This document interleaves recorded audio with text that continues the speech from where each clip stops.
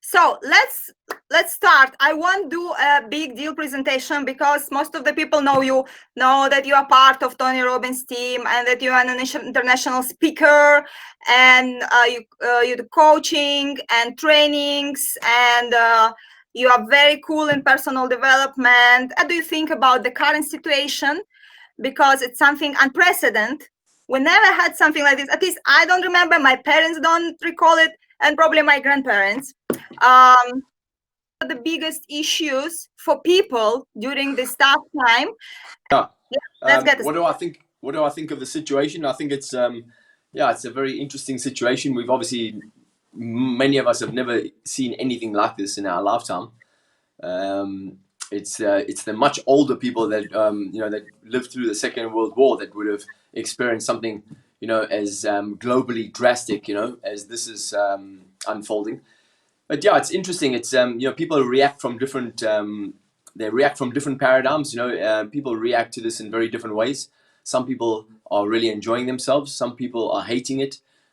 Some people are being affected by it in a very negative way. Some people are using this time to create something amazing.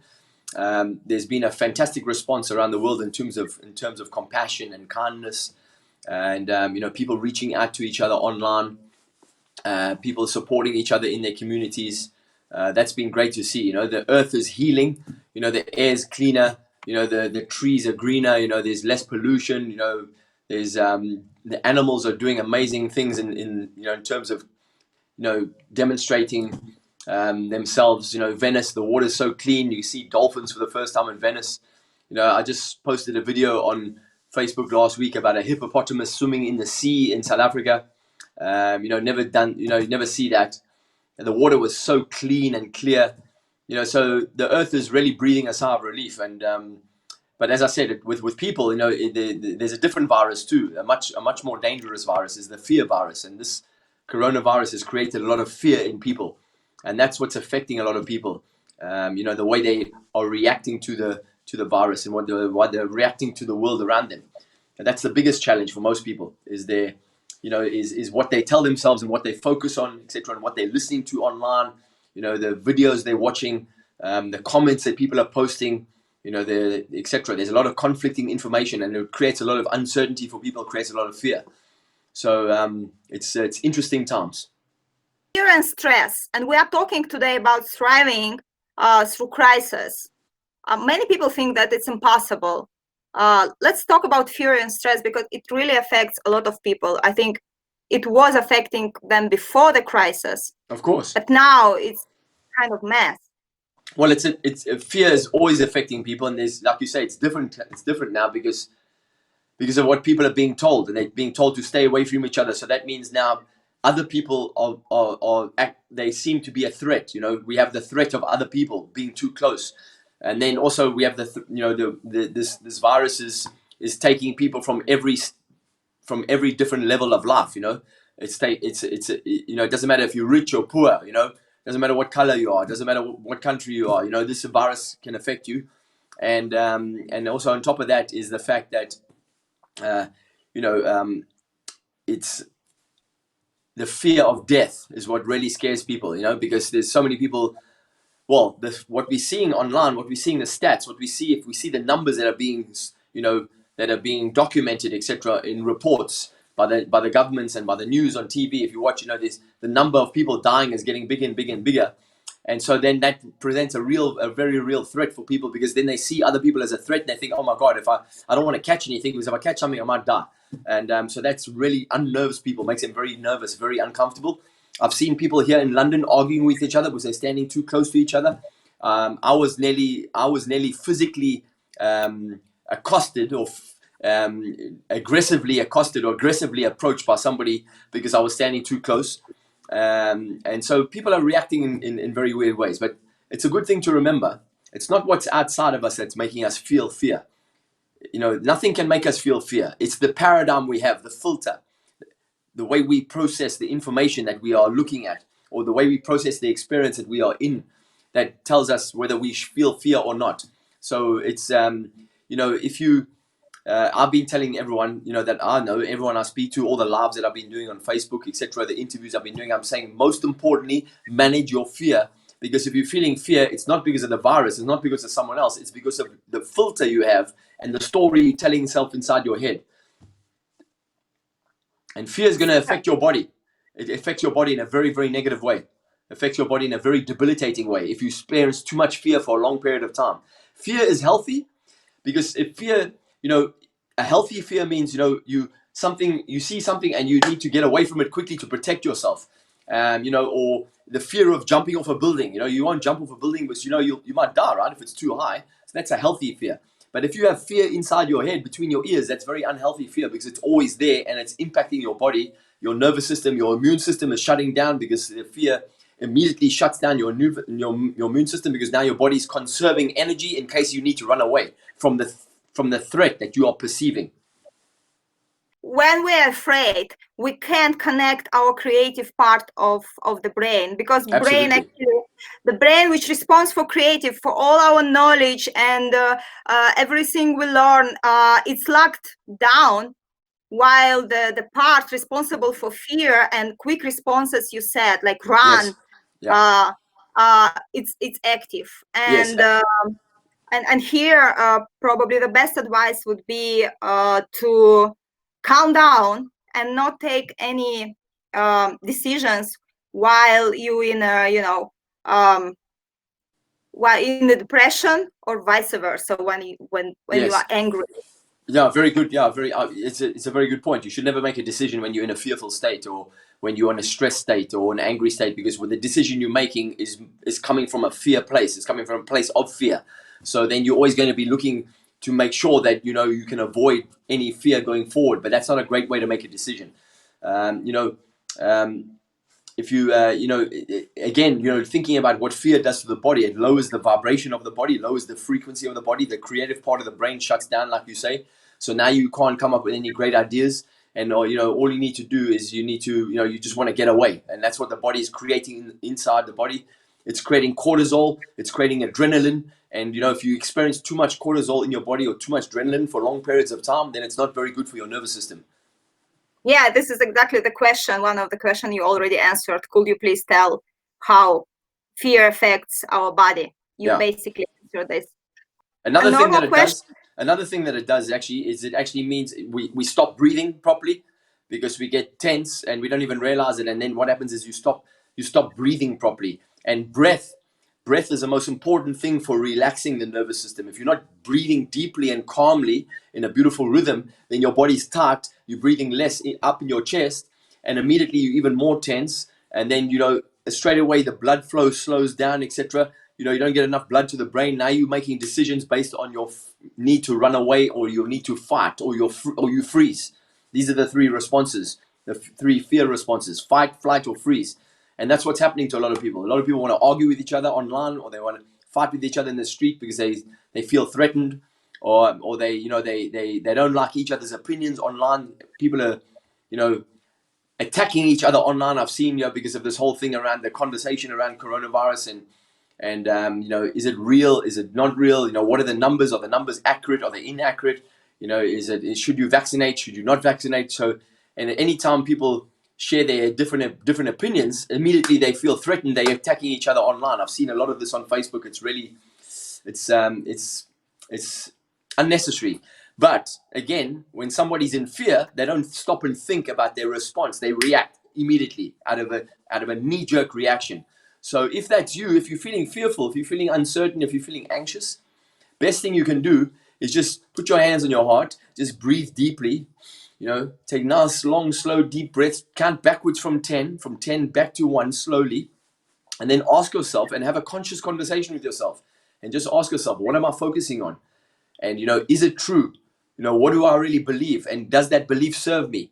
And do I have all the information? Do I have all the right information? Is it accurate? How do I know it's accurate? So really just have a conscious conversation with yourself, just like you would be educating a child who's afraid of the dark, right?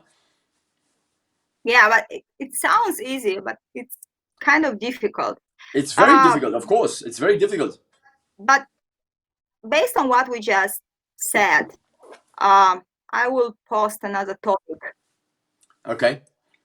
I'll say one more thing about that, if I can, Yolanta. You said it's very difficult. Yes, it is very difficult. And And now if you take, that people say, well, I'm tired of being inside. I can't go outside. I say, well, then you can go inside. What can you do while you're inside now in your home? How can you use this time? One of the most powerful things you can do right now is to learn about yourself, to learn about your own emotional reactions, your own emotional responses, to learn about what's going on inside your mind. Since the beginning, I was in California when all the news, when people started talking about lockdown. I had to come back from California early as the conference was cancelled. But the very first thing I said to people is, I said, be careful. The only thing we have to fear is fear itself, and how fear will affect us. And it's definitely going to affect people because of this, the reaction in the world and the news, etc. And about how this, and they were talking about how this virus came from China. And then, people start saying, well, the Chinese, and then people have got their opinions and their judgments. So what I've been saying from the beginning is this is an opportunity for all of us individually and collectively to raise our consciousness. Because, again, just let me say something very important here. It's not what's outside of you that affects how you feel inside. It's what you make it mean. It's the filter. You're filtering the experience of the world around you, and as it passes through your filter, you decide what it means. And if you tell yourself this is dangerous, I'm in danger, then you're going to have that reaction in your body. If you tell yourself something different, you say, you know what, I'm healthy, I look after my health, I eat well, I'm healthy, I've got to make sure I keep my mind clear and calm and centered and focus on what I can do to keep myself entertained, to educate myself, to enjoy my time with my kids. And if you're on your own, then enjoy the time with yourself. Unfortunately, most people can't enjoy this time with themselves because they don't have a relationship with themselves. But now they have an opportunity to develop a relationship with themselves. This is a very interesting topic, actually. A lot of people found out they can do it. Yeah. They never did it before, and now they are in a very difficult situation. Yeah. Well, the average person cannot sit still for 10, 15, 20 minutes, half an hour without the mind saying, I've got to be doing something, I'm busy. And, if you think about it, the average person has a lot of distractions, friends, Facebook, TV, alcohol, cigarettes, a job, there's so many distractions. So they never get a chance to really sit down with themselves for long periods of time. Now they have to. They can't go outside. They can't go to the pub. They can't go to the club. They can't go to the gym. They can't go and see their friends. They can't socialize. They're at home all the time. And if you're not enjoying your own company, then you're in trouble, right? If you don't like yourself, and you're on your own, then you've got a problem, because if you don't enjoy your own company, then you're going to be bored out of your mind. And here's the question: to thrive or dive? Because you said about opportunity. So it looks like a choice, really a choice. It's always a choice. Okay, it's always a choice. But that's another thing, right? Most people don't believe they have choices, or they don't believe there's a choice. But it's always a choice, because, again, it's not what's happening around of you. Anything could be happening around you, Okay, right now it's coronavirus, but what about people who went through the Second World War? What about somebody who's lost their business, or somebody who's getting divorced, or somebody who's lost a child to suicide, or somebody who's lost a child to overdose? It's really always about, how do we manage the inside world? How do we make sure that we can stay in a very centered place in ourselves, so we can make a better decision about what we need to do next? Because life will continue, and it's continuing all the time. So if you are in a conversation with yourself, I'm not enjoying this, this is terrible, I don't know what to do with my time, or I've got no income, I'm worried about money, then you need to ask yourself a different question. How can I use this time? How can I start another business online? How can I change the way my business model is? My business went upside down, right? Because I travel all around the world, and now suddenly I can't travel. All the events are postponed. What do I do? So I said, okay, cool. I get online. I'll run my events online. I can still coach people online. I can still do lives online. I can do online summits. And that's what I've been doing all the time. And that has actually now exposed me to a global market, right? Where I'm now yesterday I did a webinar. I had 65 countries in the webinar, Yeah. If I go to a country, I've got only that country there, So it's just looking for the opportunities and looking and saying to yourself all the time, how can I use what's happening around me right now to actually raise myself up, to elevate my own consciousness, to understand the opportunities that are presenting themselves, to be able to see them, to recognize them. Because if you're in fear, you won't recognize any of that. And now we're approaching resilience, because it's very popular topic right now. Tony Robbins actually having, I think these days, a webinar about how to build resilience. Yes. So how actually to do it? So either you're ready for the next crisis, you're stronger, or maybe you're already resilient and you're doing fine right now. What is the Yeah. secret? Well, I mean, I had this conversation with one of my clients in America the other day, and you know, he was also thinking, he was talking about how he can change his business model, and you know, he's been wanting to do something else for a long time, and he hasn't done it. Now he's at home and he's got time on his hands. He has the opportunity, but at the same time, he's worried about if it's going to work. And so I said to him, I said, well, you know what? You need to just build some confidence, right? You need to build some resilience to the fear in your own mind. You need to, you know, because otherwise, if you're not resilient, then you get knocked down very quickly, even by your own little critic inside your own head. So I said to him, what can you do? What you can do is very simple. And the people are watching this and listening to this, you can do this exercise, a very powerful exercise to build your own confidence in yourself.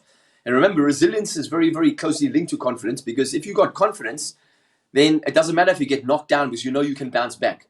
Somebody says, well, what happens if I lose my business? Don't worry. If you worry, then you know then you're really undermining your own ability to be creative.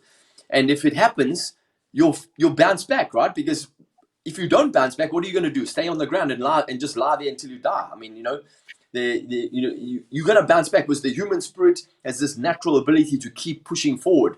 And so this exercise builds confidence. Go back to the beginning of your life when you were still a very kid, the very first memories you had, and start from there, and write down all the things in your life where you were winning, where you had a great experience, where you were laughing, where you were loving, when you were passionate, all the things that made you feel amazing, all the high points of your life. Write them all down and ask yourself, what were you feeling in that time, and how did it make you feel? And you know, what was the experience about? What were you learning at that time? What did you tell yourself about yourself? So you can get some really detail around that. And then once you've done it all the way to the current moment, you've got a whole lot of high points in your life, right? Now you go back to the beginning again. You say, what were the low points? And you know, what were the painful experiences? What were the breakdowns and the letdowns, you know, and the mistakes, etc.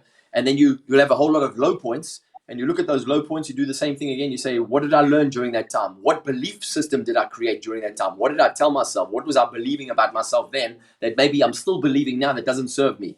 Now you've got a whole bunch of up and down moments in your life.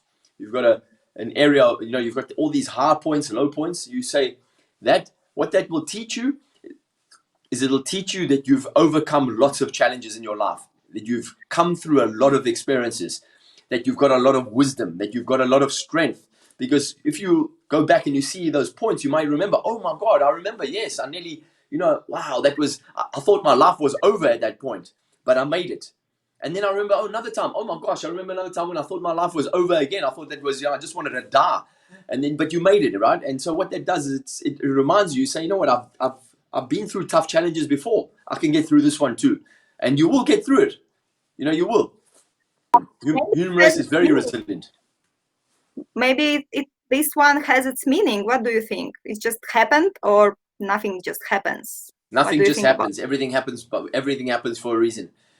You know, which is so, you know, and I've been saying the same thing in other interviews. You know, if you look at the collective unconscious of the human race, the collective unconscious of, you know, our civilization, and you look at all the civilizations that came before, or you look at all the generations that came before. You know, if you go back a couple of thousand years, etc., let's say 2,500 years, you know, and or maybe 5,000 years, whatever it is. But you look at the collective unconscious. You know, we've been killing, raping, plundering, murdering, you know, and destroying the earth and each other for thousands of years, right? So there's been pain and suffering for thousands of years, and that collective unconscious, the way we treat each other now in the world right now, the way we treat the earth, you know, the way we poisoning the earth, you know, we poisoning each other.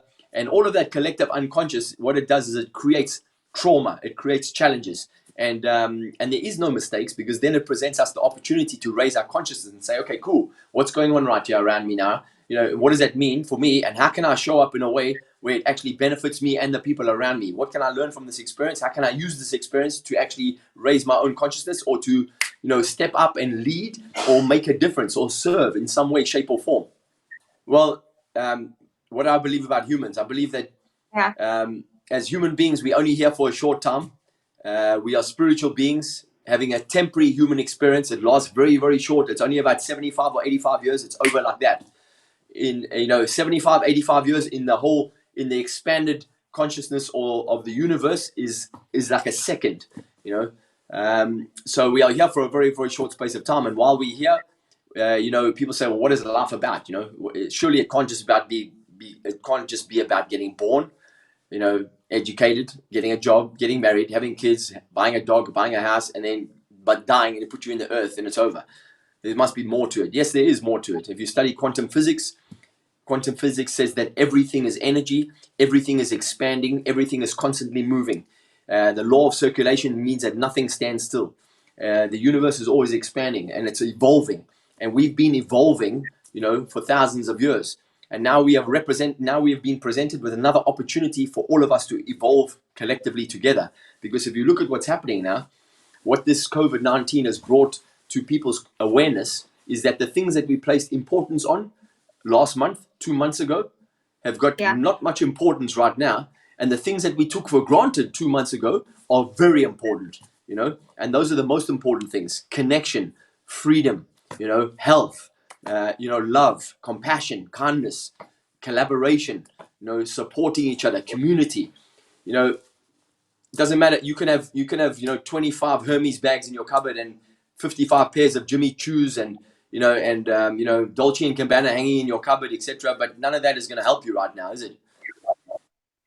Yes, it's interesting. Why human beings must be like that? You have to take something from human being, and have to give it back, so that he or she will appreciate it much more than before. Why it should be like that? Why we can just appreciate, the most important stuff and have the right scale of values? Well, first of all, appreciation is a muscle. You need to build it. You need to exercise it. Secondly, because when we're born, we are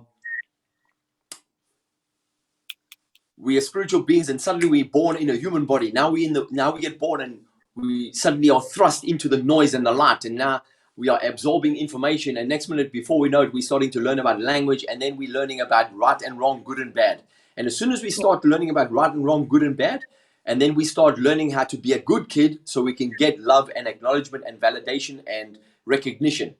If we don't get recognition, validation, love, acknowledgement, etc., then we think we must be doing something wrong, or we must be a bad kid, especially when we get scolded by our parents or scolded by other people or humiliated in the playground at school, or we don't feel like we're enough. So we start learning very, very early on when we're young, unless we are good kids, then we might not feel like we're enough, right?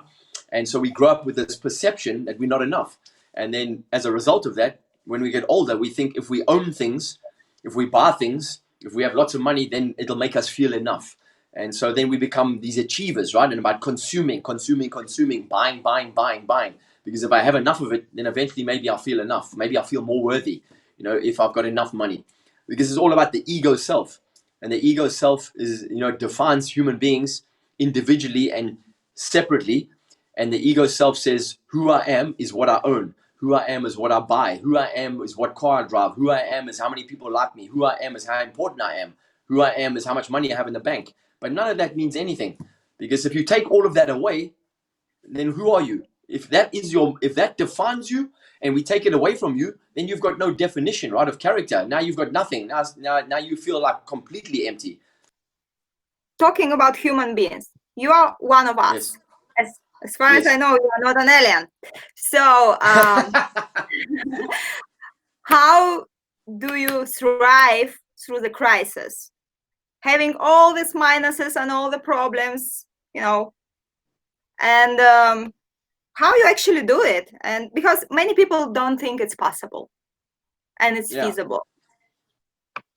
Yeah, well, to give the listeners and yourself, Yolanta, I know you and I, we haven't spoken for a while, and we've been friends for a good few years now. To give some context to people watching this, just at the end of March, I suddenly found myself homeless. I had to move out of my flat, and lockdown had already started here in the UK. So I was driving illegally. I wasn't supposed to be driving because there was a signs on the road: stay at home, don't drive. unnecessarily. So I had to drive and move my stuff from my flat, out of my flat, because my landlord wanted to move back into a flat, and I had been living there for a year. It was a lovely place. And she said, I'm not going to renew your tenancy agreement because I want to move back into my place, and you need to move out. So suddenly now I had to move out in the middle of lockdown. I had to find somewhere to put my stuff. And then, and I'm here with my friend, one of my very good friends, where I'm living here in London near my children. My children are very close by. So I found myself suddenly without anywhere to live, without any income, because all of my events were postponed or cancelled. So now I can't travel. So all the events that I had booked for the year are now postponed. So luckily I've got coaching clients. So what do? To answer your question, I surrender. I just surrender to the moment. I just surrender. I say, you know what? It is the way it is. So what can I do about it? What I can do about it is to make sure that I stay in a great vibration. What do I need to do to stay in a great vibration? I meditate every day. I exercise every morning. I do breathing every morning. I do certain things. I do my discipline every single day. And then what I did also to help myself and to help other people, I started meditation on Facebook every day, 11 a.m. live. And we're doing it for 1 month now. Every single day, there's about 1,400 people there who come and join me. And it's amazing. But what that does, in terms of meditating, and if you don't meditate, or if you don't have a spiritual practice that you do in the morning, so first thing I do in the morning is I talk to God. I talk to my parents who are both passed away, and I thank life for a new day. First thing, thank you for a new day. I'm alive. I woke up this morning. Hooray! It's a beautiful thing to appreciate. It's a beautiful thing to be happy about, because I'm alive. Many people did not wake up today, and not only for COVID, but for many other reasons. They just did not wake up. You woke up, you should be grateful immediately. And then, and then I do my practices in the morning, my spiritual practices, my meditation, because it helps me to keep my noise in my mind quiet. It helps me to keep the noise, the voices in my head very quiet, the critic, if I get underneath the noise. So there's things that I've been doing long before COVID, but also now during COVID, even more discipline in doing them, because I know that I must stay grounded, stay calm, because I want to support the people around me. I want to support my clients. I want to support my friends, my followers, etc. So it's doing the little things that make the big difference. Sitting still every day for half an hour or an hour, just sitting still in the silence, makes a difference. Massive difference. If you're not meditating, you should be meditating. I mean, I joined you today. Yeah, it's challenging. Were you there this morning with me? Yeah. Okay, cool. When it's yes, 11, I saw you. I remember I saw you. 11 London, 4 here, remember? Yeah, I saw you. Here. Let's take a couple of questions. While you're doing that, I want to say one more thing about listening. That. Is what I've been telling I'm sharing people, my screen, you can talk. Okay, what I've been telling people is stay happy. You got to stay happy. Look for things that make you happy. Look for things that make you smile. Look for things you can be grateful for. There are so many things that you can find to be happy about, even in the midst of any adversity. Every adversity has within it the seed of an equivalent or greater benefit. And if you look around your home, or if you look around where you are, if you've got somewhere to sleep, if you've got some food to eat, if you've got people that love you and you've got people that you love, immediately there's so many things that you can be happy about. So it's about actively practicing, consciously practicing staying happy. Because when you stay happy and you stay grateful and you stay appreciative, you look for things to appreciate, even the smallest things. Then what that does is it keeps your vibration high in your body, keeps your frequency high. Why is that important? Because when your vibration is high, your body works properly. Your body knows exactly what to do to stay healthy.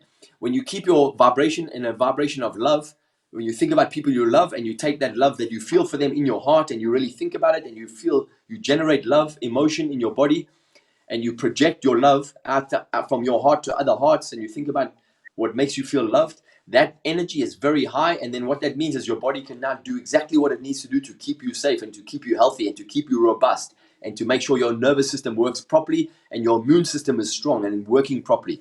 So that vibration is what allows you to feel good, and it also affects other people around you. So here the book you will get for the best question from Allan via email, electronically. So let's take the question from Vali. By the way, Vali, hi. Vali in Moldova. Yes.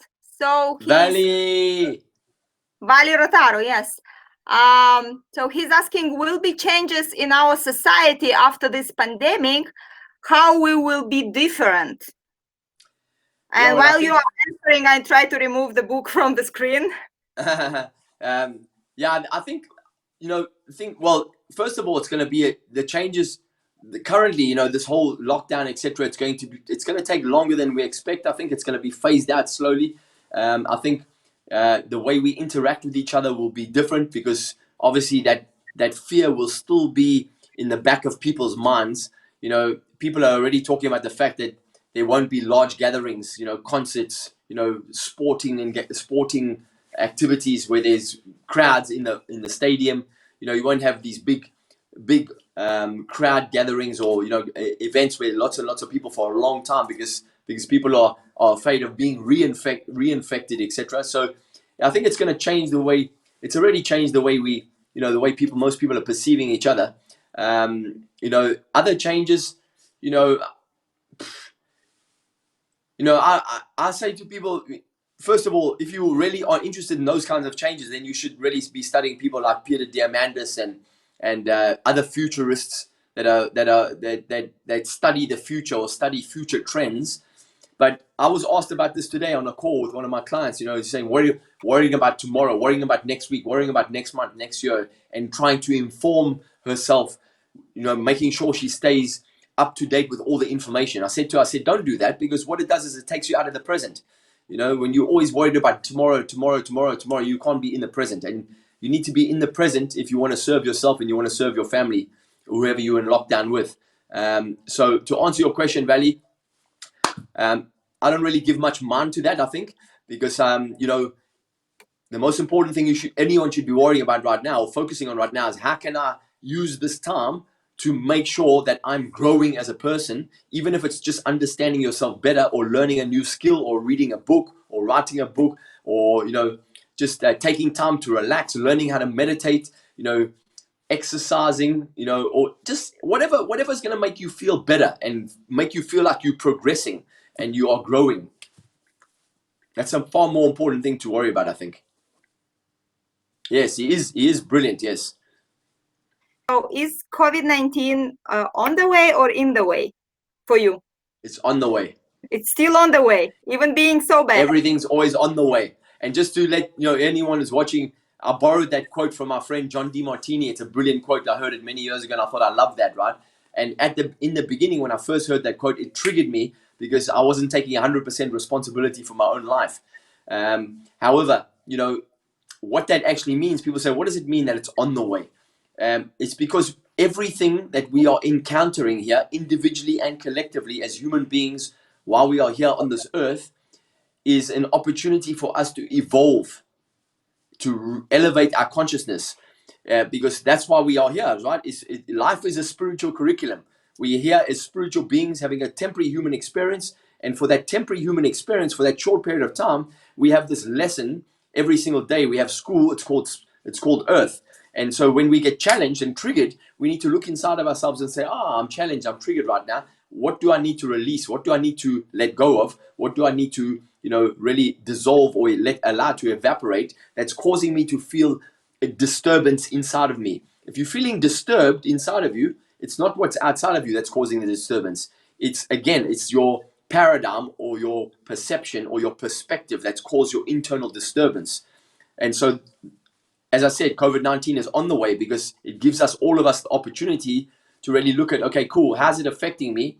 And, how can I make sure that I'm not in the same kind of boat in the future? How can I make sure that I'm far more able to take advantage of what's happening, that I don't get caught out, by this kind of thing in the future if there's another crisis? Most people are going to be, there's far more people that have been impacted financially by COVID-19 than people who have died, because if you think about the millions of people that are out of work in South Africa, there's millions of people that are really challenged financially, very challenged. There's people in South Africa that can't even eat; they're starving. So that's the further repercussions of this whole virus is the challenges in terms of feeding people who have no food. People who are going to be out of work for a long period of time, who will never be able to get back into work. People who are going to lose their business and maybe never be able to build it back again because they've they're so far behind. You know, there's so many other challenges as a result of this. And again, all of those challenges are on the way to a much higher level of understanding, so that you become so you can grow. Because otherwise, if you're not here to grow, then you get taken out, right? You get eliminated. You know, that's how nature works. If you're not participating or contributing or growing, you die. So yeah, that's a great question, and it's really about getting the team to really all tune into the same purpose, tuning into the same vision, tuning into the same values. You know, remember, you know, you can teach skills, but you can't teach attitude. So, and again, it's you know, that's a challenge for a lot of companies, because you know the average person, you know, the attitude of the average person is not outstanding. You know, I'll use a great example, Jacques. I'm watching at the moment. I'm watching on Netflix. I don't know if you are a fan of Michael Jordan, the basketball player, the greatest basketball player of all time, and you know, played for the Chicago Bulls. And I'm watching this documentary about how the team was formed, and how they, you know, how they obviously Michael Jordan was the greatest player of all time, but in the beginning, I'm at the particular stage of the documentary where they're starting to change the way the team plays, so that more of the team can support Michael, and he doesn't always have to do everything and win everything on his own.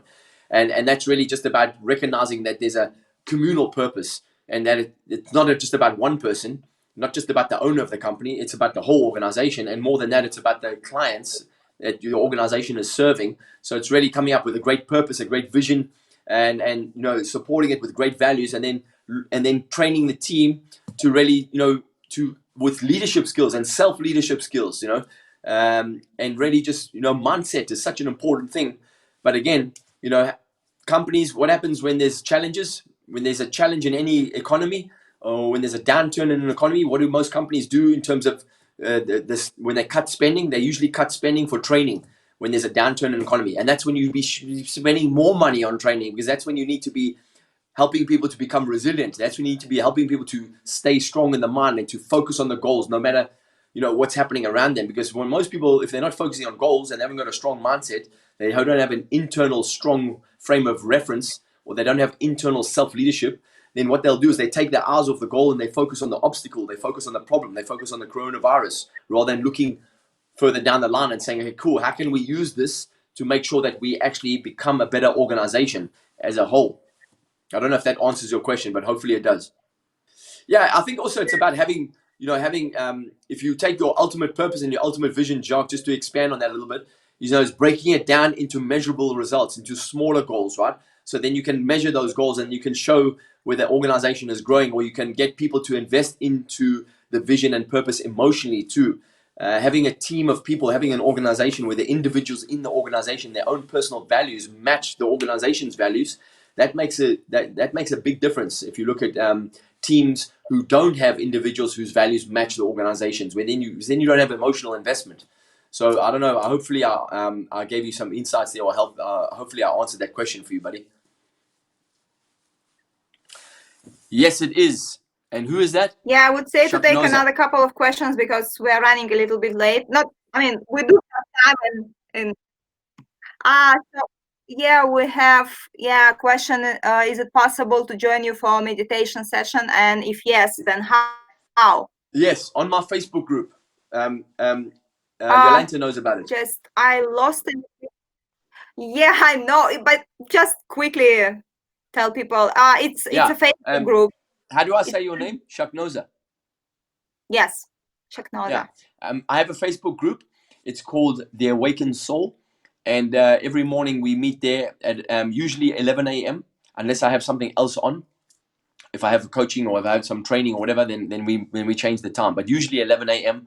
London time, we meet there in the group. If you can't watch the live, if it's too early for you, you know, then what you can do is you can come to the group as a member. If you're part of the group, you can come and watch the recording, because I do live meditation, but you can come and watch it later in recording, and then it's like doing it again. It's a replay. So you can do the meditation anytime you want to. And there's if you can go now, we've been doing it now for 4 weeks every single day, so it's been awesome. Another question is, what should our financial strategy be when we'll go to the normal life? Shall we invest into the opportunities or save money? Well, if you save money, I mean, what are you saving money for? I mean, it's good to have some savings, but you want to invest, right? Because if you save money, the value of money is dropping all the time, right? The value of paper currency, the value of the dollar, so it's really looking for opportunities that you can invest, but you want to be smart because you want to make sure that those opportunities are solid, and you want to get some good education around that. But I would say it's what you want to do is you want to focus on bringing on more than one income, have more than one income stream. That's important. And then when you've got more than one income stream and you've got some profit coming, you've got some extra money, then you can invest it in opportunities that make sense. But again, get some education around that. It's good to have some eggs in lots of different pots, obviously. Don't have all your eggs in one basket, because then, like most people have found out now, they're in trouble. They've got only one income stream, and now suddenly they don't have a job, or they've lost their business, or the market has changed, etc.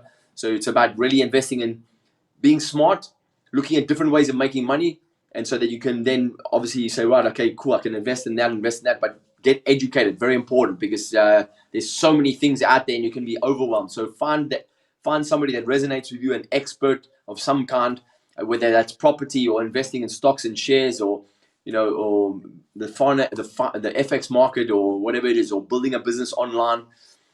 Most importantly, remember, there's so many opportunities out there now. You can start a business with your phone from your home. I mean, this is the time we live in now, right? You just need to be creative, and obviously you need to be educating yourself and really looking at, first of all, find out something that makes you excited, because you want to do something that makes you passionate. You want to do something that you enjoy, because if you do something you don't enjoy and you don't enjoy it, you won't really want to execute. You won't really want to study. So you got to find something you enjoy, and then again, it's about really just investigating what's out there, I think. And talking about education, can you hear me? Yes. We have another question, by the way. Jacques said, thank you. We have another question. What is future skills to grow if we're talking about education and getting new skills? Well, I mean, most importantly, you're going to invest in yourself. So, there's so many, if you look at I think it's good to look at the trends. What are the trends that are emerging now? And what are the trends that have been emerging for the last, 5 years or so? And what are the trends that will be emerging 5 years from now? Home-based business, very big, education, training, online training. There's so many different areas where there's lots of opportunities. But, investing in yourself, I always say to people, if you want to invest in yourself, you want to invest in learning how to communicate effectively with yourself and the world around you. Learning how to become influential in your own life, learning how to influence yourself and other people, because communication, if you're not, it's an art, communication, and, really being able to communicate your ideas with other people so they buy into your ideas. That's something that, you need to learn how to do that. So it's perhaps, what else? Definitely investing in your mindset, investing in your emotional intelligence, and then looking at online marketing, because that's huge, and it's getting bigger all the time, right? People are marketing online. This.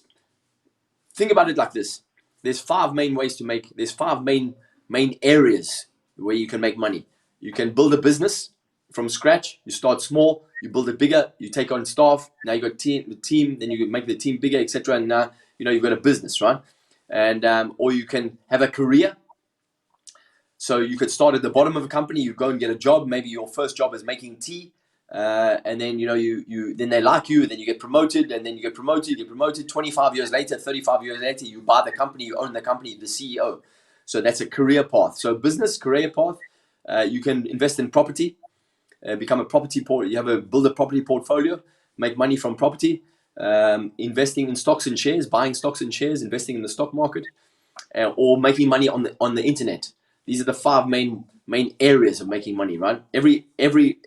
All the ways of making money are fitting into those 5 main areas.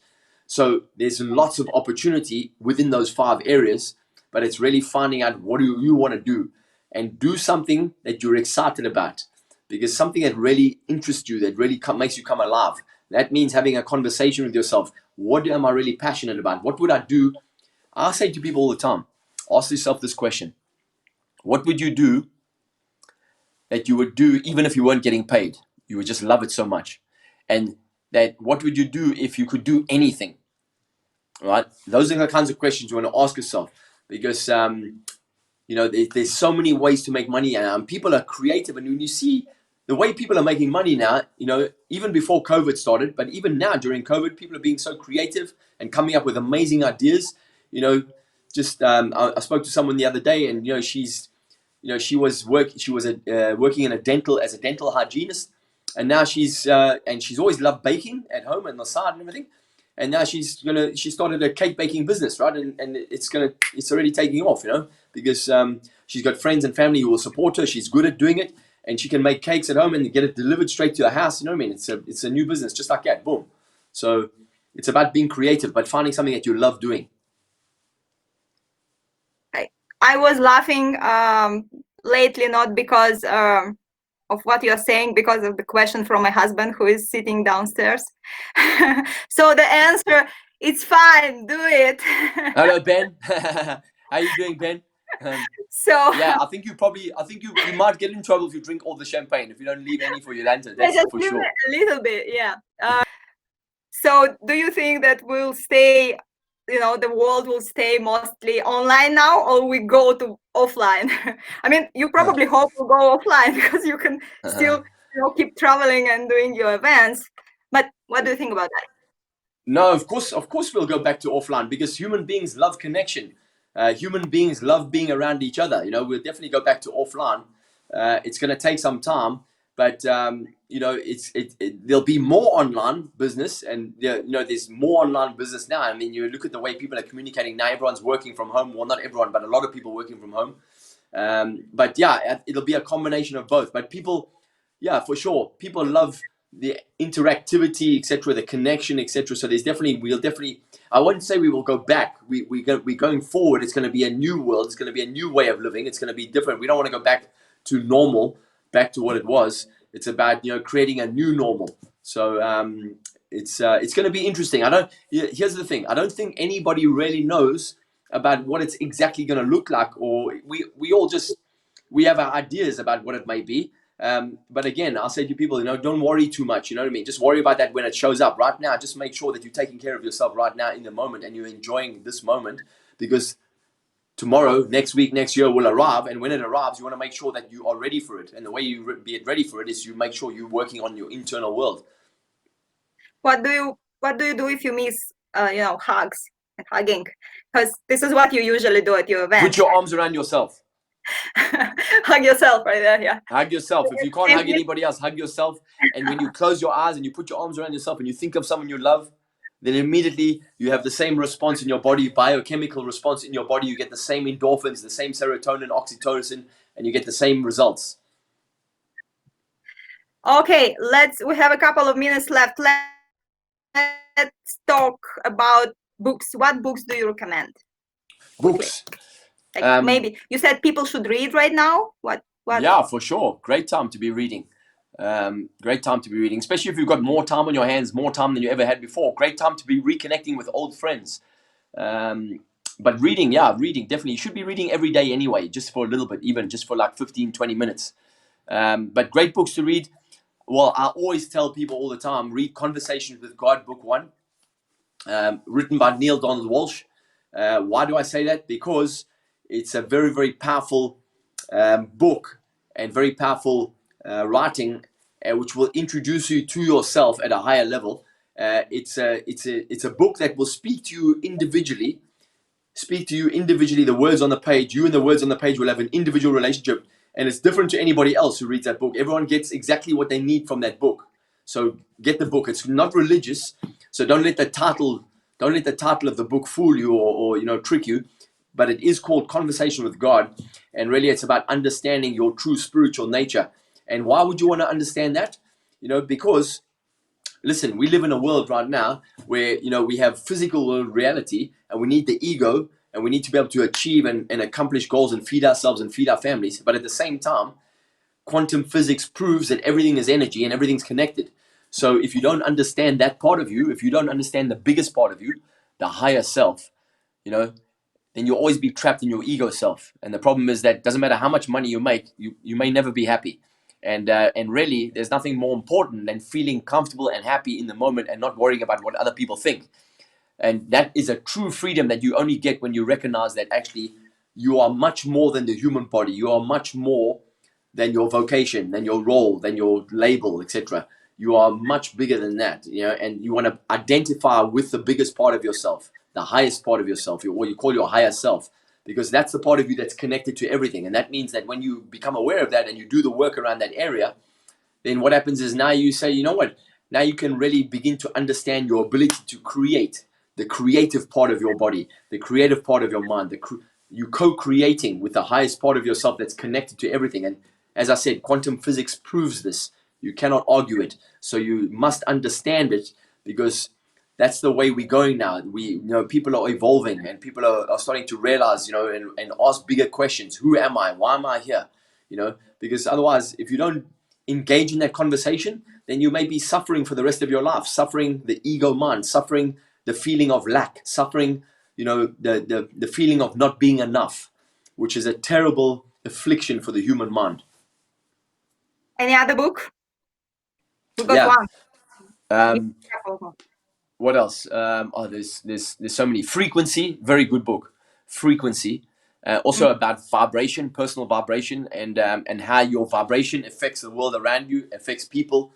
How your vibration determines what kind of experience of life you have, determines what you attract, etc. So that's a good book. Frequency, very, very good book by Penny Pierce. What else? Loyalty to Your Soul. Do you recommend it? Loyalty to Your Soul, definitely, for sure. Yeah, Dr. Ron Hulnick, Loyalty to Your Soul, amazing book. The Biology of Belief, amazing book. Biology of Belief by Dr. Bruce Lipton, very good book. Must read book. And I've been listening to Dr. Bruce Lipton, and I don't know, what most of the listeners on this call, what they believe about, the virus and coronavirus and COVID-19, etc., and what's happening in the world.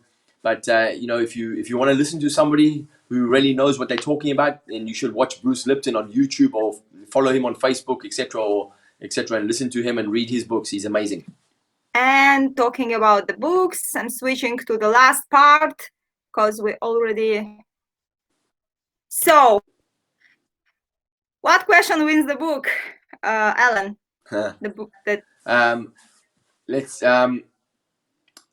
Let's give it to Jacques, because he had a really good question about business, and about team, and about resilience, and about vision, etc. Okay, I can hear now.